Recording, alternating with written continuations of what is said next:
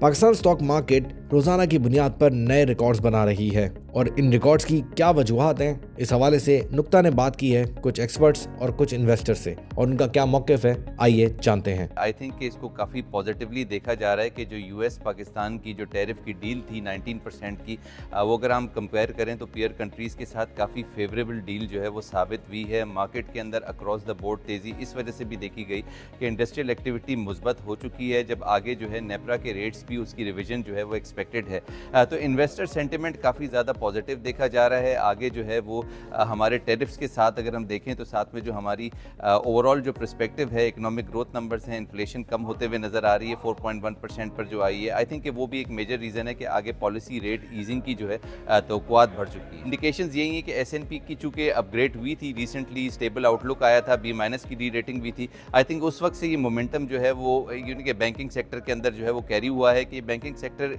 Foreign investors के लिए भी काफ़ी ज़्यादा अट्रैक्टिव हो चुका है। तो गोइंग फॉरवर्ड हमें नज़र ये आ रहा है कि इस क्लब के अंदर, $1 बिलियन क्लब के अंदर मजीद कंपनीज आएंगी। बैंकिंग सेक्टर काफ़ी ज़्यादा इसमें रोल प्ले कर रहा है और जाहिर है हमने देखा है कि अब आहिस्ता आहिस्ता जो है IT कंपनीज भी इसके अंदर आएंगी और दीगर सेक्टर जिस तरह फार्मास्यूटिकल है उनमें भी काफ़ी ऐसी कंपनीज हैं जो कि एलिजिबल हैं इस क्लब को ज्वाइन करने में नियर फ्यूचर में। इस वक्त पॉलिसी रेट 11% है, तो ये कभी ना कभी 10 होगा और उसके बाद 9, फिर उसके बाद 8, और इन्वेस्टर यही एक्सपेक्ट कर रहे हैं कि वक्त जाहिर है थोड़ा वेट एंड सी की पॉलिसी होगी, क्योंकि जाहिर है हमें देखा है फॉरेन एक्सचेंज रिजर्व भी बिल्टअप करने हैं, रुपी स्टेबिलिटी भी लेकर आनी है। अगर आपको ये वीडियो पसंद आ रही है तो अभी सब्सक्राइब करें।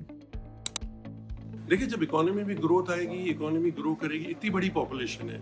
जो कंपनीज लिस्टेड है, देखिए अगर सेक्टर परफॉर्म करेगा तो कंपनी परफॉर्म करेगी, अर्निंग्स बढ़ेंगी तो क्या होता है, प्रॉफिट ज़्यादा आएंगे, प्रॉफिट ज़्यादा आएगा तो ऑब्वियसली प्राइस डिस्कवरी ज़्यादा बेहतर होगी, अर्निंग पर शेयर अगर बढ़ जाएगा तो उसके मल्टीपल का इम्पैक्ट आएगा, मल्टीपल आपका बढ़ जाएगा। ओवरऑल आप एक और चीज़ भी देख लें कि अगर अभी भी मार्केट कैपिटलाइजेशन जो $100 बिलियन से आप नीचे तो वो भी आप मीट कर सकते हैं, लेकिन आप कंपेरिजन करें तो अगर ऐसे हम डिस्कस करते हैं कि पहले डॉलर $60 का था, तो अगर आप देखें तो आप 150 से ऊपर आ चुके हैं। अगर आप वो रेट ले लेते हैं तो 60 का रेट भी ले लें अब, या 70 का भी ले लें, तो आपकी मार्केट कैपिटलाइजेशन तो अगर उस नंबर्स के साथ अगर आप गैप करें तो ऊपर है। तो इसका मतलब अभी भी मार्केट में बहुत गैप है, अभी भी काफ़ी गुंजाइश है, क्योंकि इसकी वजह ये है कि स्टॉक्स में डिविडेंड यील्ड बहुत ज़्यादा है। दुनिया भर में आपको इतनी डिविडेंड यील्ड नहीं मिलती और लोगों को पता है कि आगे कैपिटल गेन भी है। एक और चीज़ देखें, हम कहते हैं ग्रोथ रेट हमारा 3-3.5 पे करेगा, हमारी डॉक्यूमेंटेड इकोनॉमी जो है कितनी और अनडॉक्यूमेंटेड कितनी है, तो अनडॉक्यूमेंटेड तो बहुत ज़्यादा है, उसको आप मर्ज कर दे तो आपका ग्रोथ रेट तो बहुत ज़्यादा होगा, तो वो तो हम उसको काउंटर कर ही नहीं रहे ना, क्योंकि पॉपुलेशन के एडवांटेज है, हमें एडवांटेज लेना चाहिए। और इसी वजह से इन्वेस्टर क्यों आ रहा है, उसको पता है कि इतनी बड़ी पॉपुलेशन है, कोई भी अगर मैन्युफैक्चरिंग होती है तो इतनी बड़ी पॉपुलेशन को आप बेच रहे हैं। और प्लस एक और चीज़, अमेरिका हमारे साथ है, इंडिया को थोड़ा डिस्करेज किया है। मुझे लग रहा है फ्यूचर में आप देख सकते हैं कि गूगल और एप्पल भी हो सकता है यहाँ पे आके मैन्युफैक्चरिंग करे, तो ये बहुत बड़ी चीज़ होगी जो आगे मुझे लग रहा है 6-8 महीने में आप ये देख सकते हैं। और स्टेप बाय स्टेप सेक्टर चल रहा है, पहले सिर्फ ऑयल सेक्टर चलता था, फिर टेक्सटाइल चला, फिर IT चला, फिर सीमेंट चला, फिर स्टील चला, तो स्टेप बाय स्टेप जो है मार्केट वो बहुत ही बेहतरीन तरीके से चल रही है। इंट्राडे करेक्शन भी आती है और मार्केट फिर नया हाई बनाती है। तो ये सारे फैक्टर हैं, जिस तरह आपने देखा रिजल्ट सेशन स्टार्ट हो चुका है और नताइज आना शुरू हुए हैं सीमेंट के, स्टील के और आपके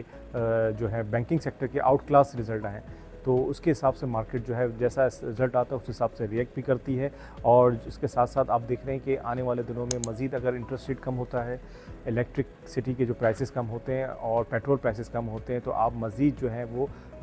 इंडेक्स का हाई देख सकते हैं। जब से इंडेक्स 44,000 इंडेक्स के ऊपर था कि मार्केट थोड़ी सी बढ़ती थी, तो लोग जिस तरह से